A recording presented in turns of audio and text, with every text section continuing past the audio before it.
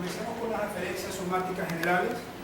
Son recogidas periféricamente por el ganglio yugular, que es el ganglio superior, y este a su vez lo distribuye desde la periferia hacia el núcleo trigémino espinal,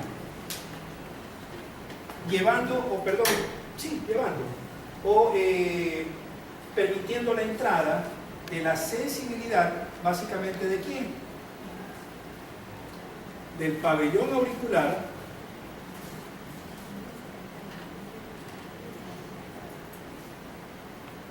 y del conducto auditivo externo.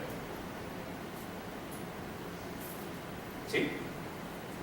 Interesantemente, es un nervio diferente, es un nervio propio, siendo diferente, siendo un nervio propio, un nervio súper complejo porque está formado en un mismo nervio como raíz por componentes que vienen de sistemas nucleares distintos, como son el núcleo trigémino espinal, trigeminal, sensibilidad de la oreja, sensibilidad de la cara, por un núcleo de fascículo solitario, que es el que recepta las aferencias viscerales generales y las aferencias viscerales especiales. Hija, ¿puedes dejar el celular? ¿Puedes dejar el celular? Te juro que estoy psicótico ahorita. ¿Qué fue lo que dije la última vez?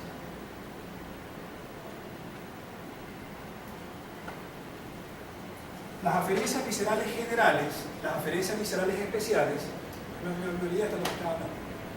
las aferencias somáticas generales recogen información de qué, de sensibilidad de qué, básicamente de dolor y temperatura, porque miren que va el núcleo trigémino espinal que está ubicado en ¿dónde? En el mismo bulbo aquí donde estamos. Entonces, la interpretación de dolor y de temperatura, o sea, aferencias somáticas generales, son recogidas desde la piel en la periferia y llevadas al ganglio yugular, que sigue siendo periférico. Una vez que el ganglio yugular las recepta, las hace centrales, metiéndolas dentro del bulbo para distribuirlas en el núcleo trigémino espinal, pero utilizando ¿a qué haz para llegar a ese núcleo? Al mismo haz trigémino espinal. Entonces miren la disposición tan exacta y numérica de cómo se va colocando en el núcleo trigémino espinal la sensibilidad de la cara, de la oreja y en relación a varios pares craneales. Se va colocando de adelante hacia atrás en el mismo núcleo y viajando por el haz de la siguiente manera. Lo que va adelante corresponde al quinto par craneal. Lo que va detrás del quinto corresponde al 7.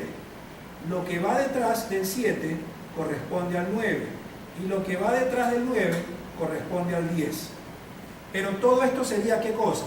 De adelante hacia atrás.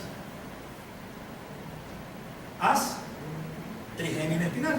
O sea, esto sería el haz trigémino espinal, que de adelante hacia atrás y hacia atrás va llevando numérica y exactamente al 5, detrás del 5 al 7, detrás del 7 al 9 y detrás del 9 al 10. ¿Sí me hago entender? Y cuando llega ¿a dónde? Al núcleo trigémino espinal, que sería esto, llega exactamente lo del 5 adelante, lo del 7 detrás del 5, lo del 9 detrás del 7 y lo del 10 detrás del 9. Matemáticamente 5, 7, 9 y 10 no se puede olvidar jamás en su triste vida, jamás, con lo que les estoy diciendo, jamás. Una cosa les recalco, esta disposición anatómica les va a ayudar en el futuro a ver dónde diablos está la lesión, porque hay lesiones muy discretas que pueden provocar esto. Por ejemplo, alguien que les diga, no me siento en la región preauricular, trigémino. No me siento cuando me meto un poco más y un tubo de un dentífrico por la, qué sé yo, media llave, la botella de agua, un marcador entero en el pabellón, ups, el 10. No me siento en la región retroauricular, ups, el glosofaringeo. ¿Sí me hago entender? Esa es la idea. Entonces van colocados secuencial y exactamente uno detrás del otro, 5, 7, 9 y 10. Así de matemático es la naturaleza. No digo Diosito porque soy ateo, gracias a Dios. Eso en relación a la inervación, cómo va bajando y cómo va llegando. Entonces utiliza el ganglio al núcleo trigémino espinal, pero llegando a él a través de las trigémina espinal y viaja 5, 7, 9 y en este caso al final el 10. Para llegar al núcleo, 5, 7, 9 y 10, el que más atrás está. Sencillo. Las aferencias viscerales generales y las aferencias viscerales especiales utilizan desde la periferia para ser receptadas en la periferia al ganglio nodoso. Y el ganglio nodoso lo distribuye en el núcleo del fascículo solitario. Pero este núcleo del fascículo solitario, que recibe a su vez las aferencias viscerales tanto generales como especiales, obviamente en el fascículo solitario también vamos a hacer la misma distribución, pero si esto es periférico, acá será en el sistema nervioso central.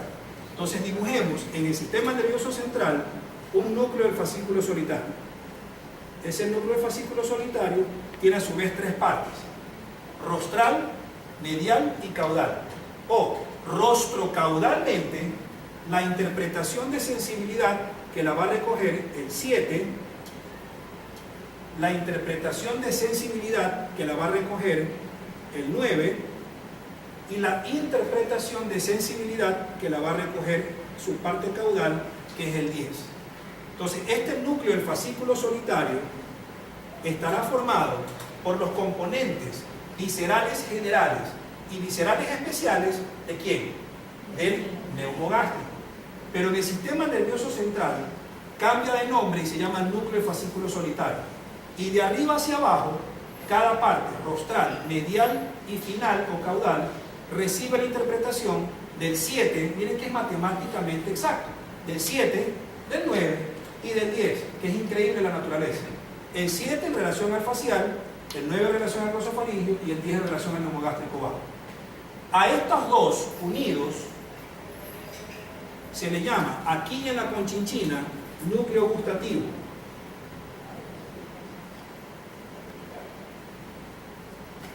Porque lo que corresponde rostralmente al facial, este va a recibir ¿a quién?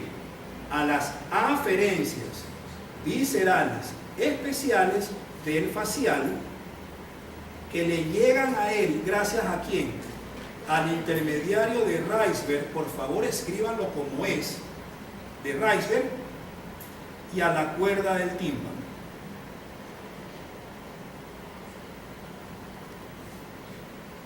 Y a él, a este pedacito que es en el sistema nervioso central, le llega la interpretación periférica de los 2 tercios anteriores de la lengua. O sea, yo pongo algo aquí de sabor en la punta de la lengua y lo está sintiendo centralmente hablando, el facial rostralmente hablando, en mi sistema nervioso central. ¿Sí? Ok. Lo que corresponde al 9 son las aferencias viscerales especiales en relación con el glosofaringio. Y por lo tanto, si estos eran los 2 tercios anteriores, este será el tercio posterior que queda.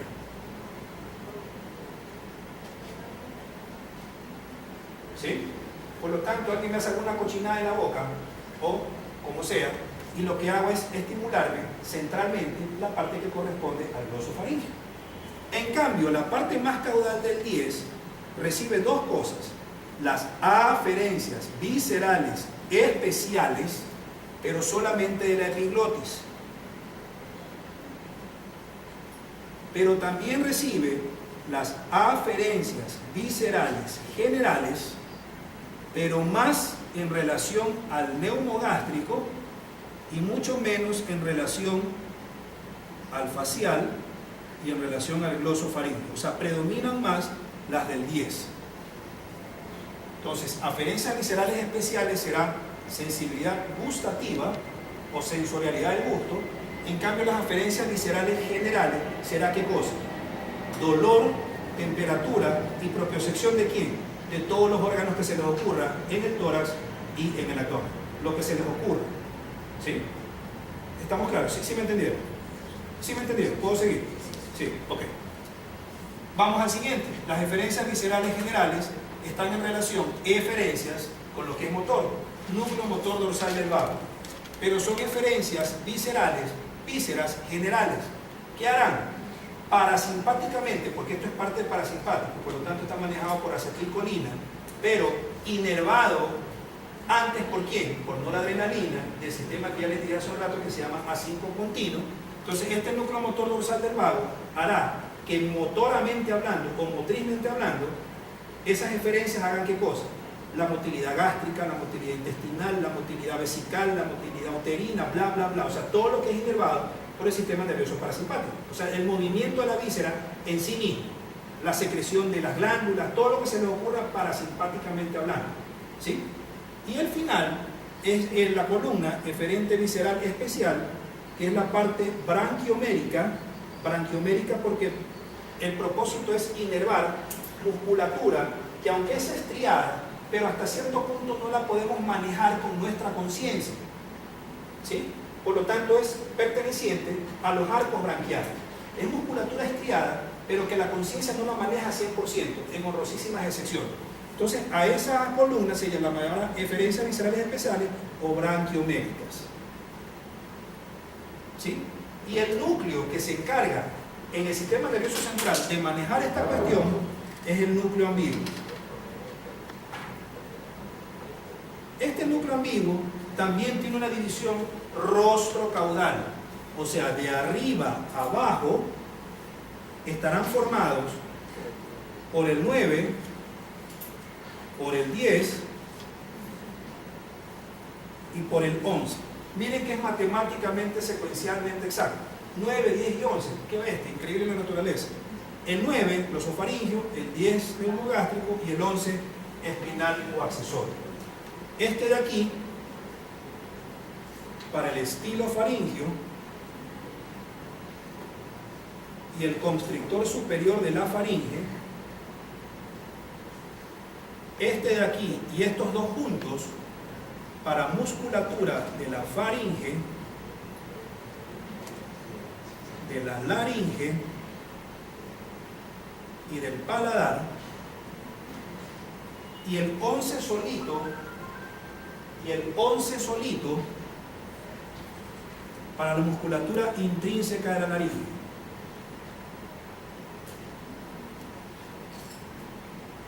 Y en particular, ¿cuál? Las cuerdas vocales. ¿Inervadas a través de quién?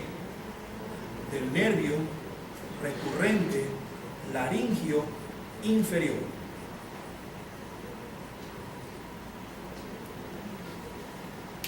Entonces, el nervio recurrente va a tener fibras que van a partir de la parte, claro, así es, a partir de la parte caudal del núcleo ambiguo, ¿sí? Para inervar cuerdas vocales. Por esta razón, un cachito, no le puedo borrar para explicar. Por esta razón, en algún momento yo les mencioné un síndrome que afectando la parte dorsal y lateral de quién, del bulbo, produce un síndrome que se llama síndrome de Wallenberg.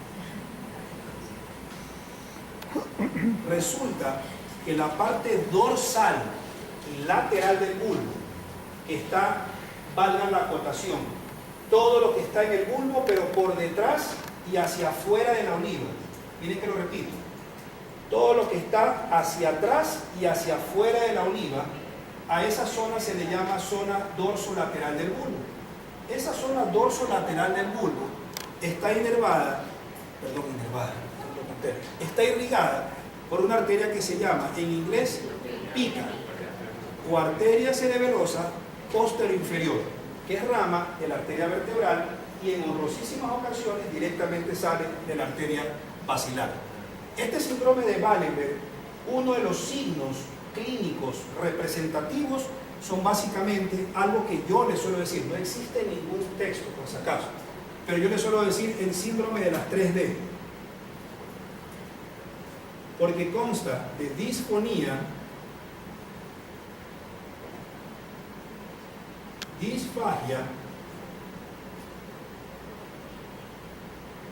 y disartria. ¿Sí?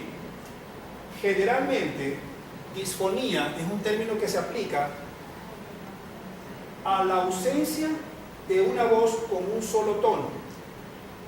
Cuando la voz no se torna en un solo tono, se le llama voz bitonal o bitonalidad. Oh, por decirlo así. O sea, dos tonos dentro de una misma inflexión de voz. A eso se le llama disfonía. La disfonía generalmente les está diciendo que hay una lesión ¿de quién? De musculatura laríngea. ¿Y básicamente de quién? De cuerdas vocales. La disfagia significa no poder deglutir o tragar comida. Y la disartria significa no poder articular palabras, pero sin restricción del entendimiento del lenguaje. Que no es lo mismo, y esto lo vuelvo a repetir, que decir afasia, donde además de haber quizás dificultad para articular la palabra, pero hay también dificultad y restricción en el entendimiento del lenguaje. Una persona que no entiende bien el lenguaje escrito, que no lo puede escribir, que no lo puede entender, que no lo puede decir, o que no entiende lo que le preguntan, pero a la vez articula mal la palabra, está afásico.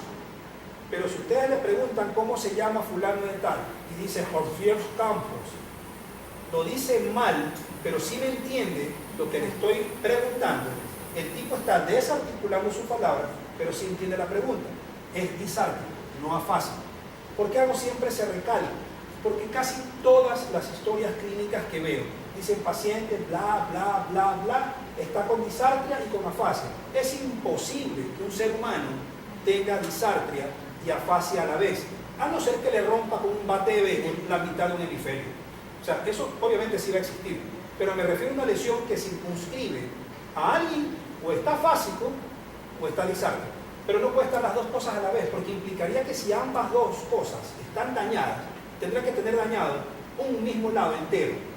¿Sí? ¿Me hago entender? Ok.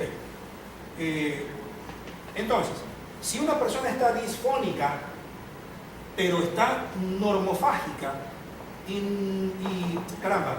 y con una articulación normal de la palabra, la lesión será periférica.